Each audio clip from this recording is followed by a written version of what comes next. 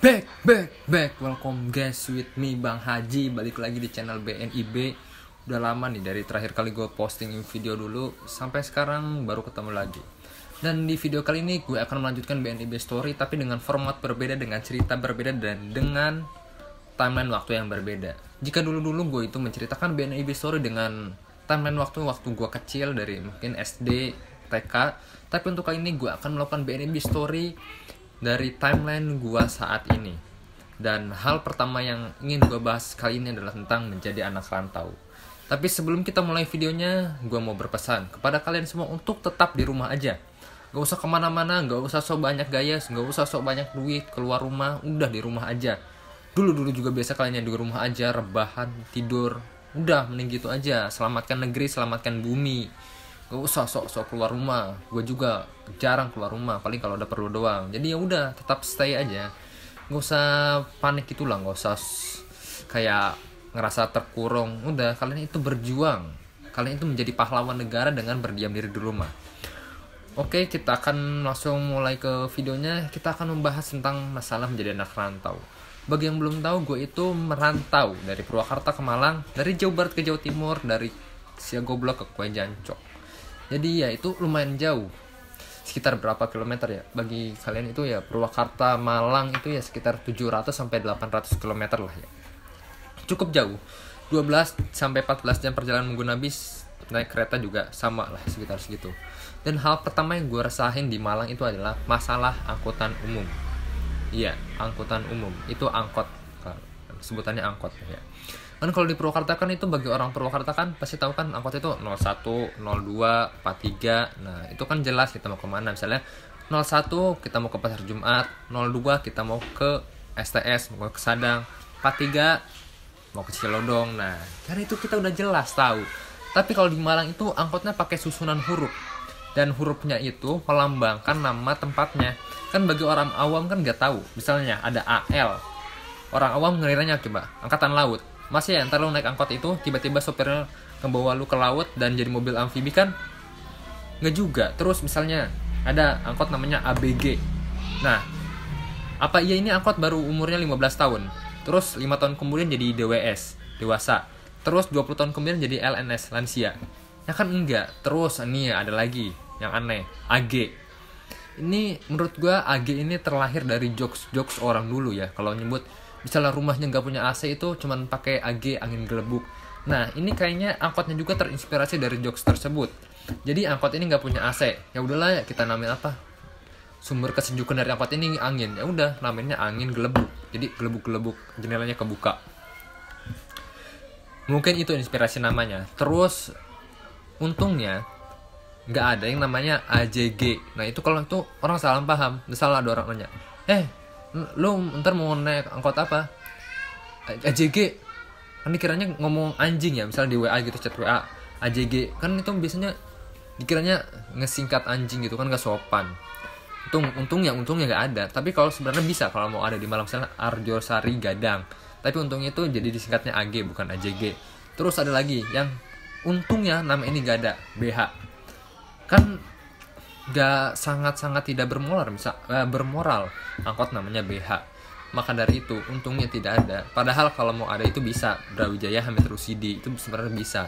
Jadi misalnya ada orang Pemprov Malang itu, misalnya dinas perhubungannya mau ada angkot BH, ya nggak apa-apa sih ya, saran dari gue. Tapi gue minta royalti, awas, itu nama dari gue. Terus apalagi yang aneh ya angkot, kayaknya cuman itu doang sih. Yang lainnya masih normal lah, ADL, terus AG, udah sih itu. Ya cuman itu doang. Terus ini ya, selain angkot, ada lagi hal yang lebih absurd banget, sumpah ini namanya. Nama bis itu Bagong. Absurd banget, sumpah. Ini kan kalau di sini ya, di Sadang itu kan ada Widya, bis-bis kecil gitu. Nah, kalau di sana itu Bagong.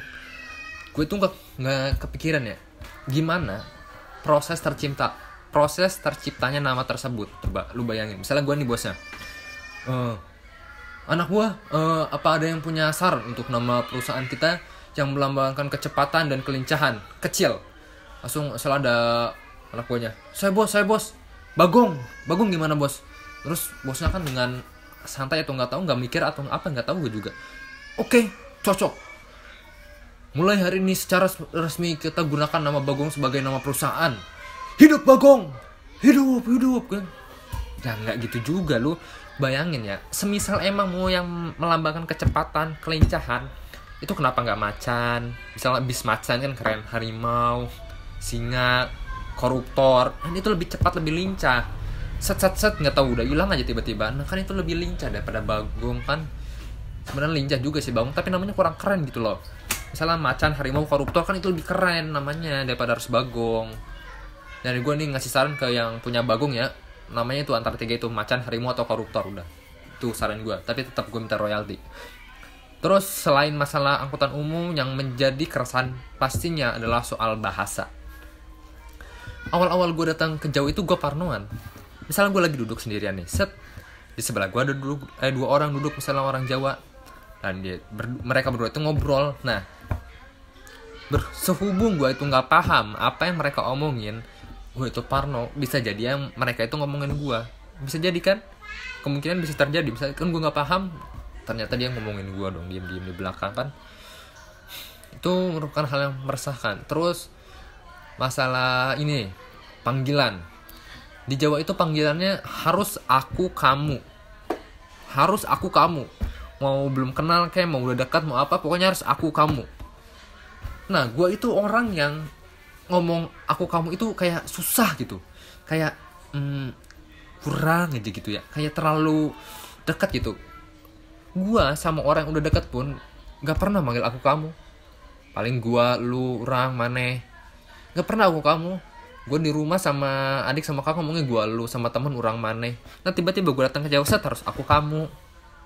Itu awal-awal ya, gua sampai gak berani manggil orang karena gue gak mau manggil aku kamu. Gue sampai gak berani manggil orang. Ya lu bayangin aja, belum kenal, belum apa udah manggil aku kamu. Di chat tiba-tiba aku kamu, kan jijik bagi gue itu kan. Dan yang gue takutin lagi adalah, misalkan kita belum dekat, manggilnya udah aku kamu. Ntar lu bayangin, kalau misalnya kita udah dekat manggilnya apa? Sayang, beb, honey. Itu kan makin ayah, bunda, kan enggak juga. Makin jijik. Mending kalau yang manggil itu cewek cantik ya, nggak apa-apa sih, gue terima aja.